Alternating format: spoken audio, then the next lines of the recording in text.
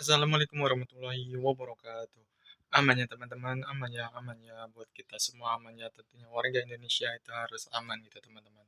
Oke teman-teman, kita sudah melihat gitu ya bencana yang sangat luar biasa terjadi di Pulau Sumatera, yang mana saat ini kita menggunakan tagar Pray for Sumatera, yang dimana saudara-saudara kita di Sumatera itu butuh dukungan terkait moral, terkait bahan-bahan, terkait dukungan emosional, dan lain-lain. Dan hal itu kita semua warga Indonesia harus bisa membantu bersama.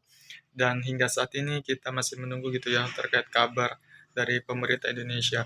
Kok kenapa sih ke pemerintah Indonesia terutama dari Presiden Prabowo itu tidak eh, apa ya menjadikan bencana yang terjadi di Sumatera itu sebagai bencana nasional, yang dimana bencana nasional ini itu seharusnya bisa di ini ya di eh, apa ya namanya, diumumkan gitu kepada seluruh rakyat Indonesia bahwa bencana yang terjadi di Pulau Sumatera adalah bencana nasional, karena cakupan wilayahnya gitu ya. Mungkin negara memiliki kriteria gitu ya tersendiri terkait penilaian apakah ini merupakan bencana nasional ataupun bukan. Ya mungkin deh ya mungkin dilihat dari segi cakupan wilayahnya yang seberapa luas minimalnya gitu, kemudian yang kedua jumlah korban jiwanya, kemudian yang ketiga dampak ataupun impact yang terjadi gitu ya, apakah itu terjadi secara menyeluruh di seluruh Indonesia ataupun hanya sebagian pulau tertentu saja.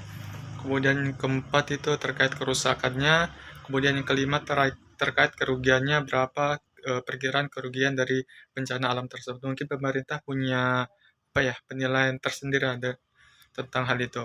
Dan mungkin yang terjadi di Pulau Sumatera itu belum memenuhi syarat gitu ya terjadinya namanya bencana nasional atau bisa disebut sebagai bencana nasional.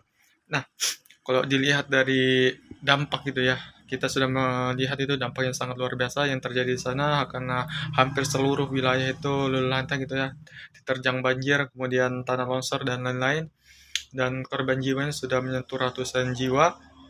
Dan ini yang membuat masyarakat Indonesia itu terus menekan oleh pemerintah untuk menetapkan status bencana nasional kepada Sumatera.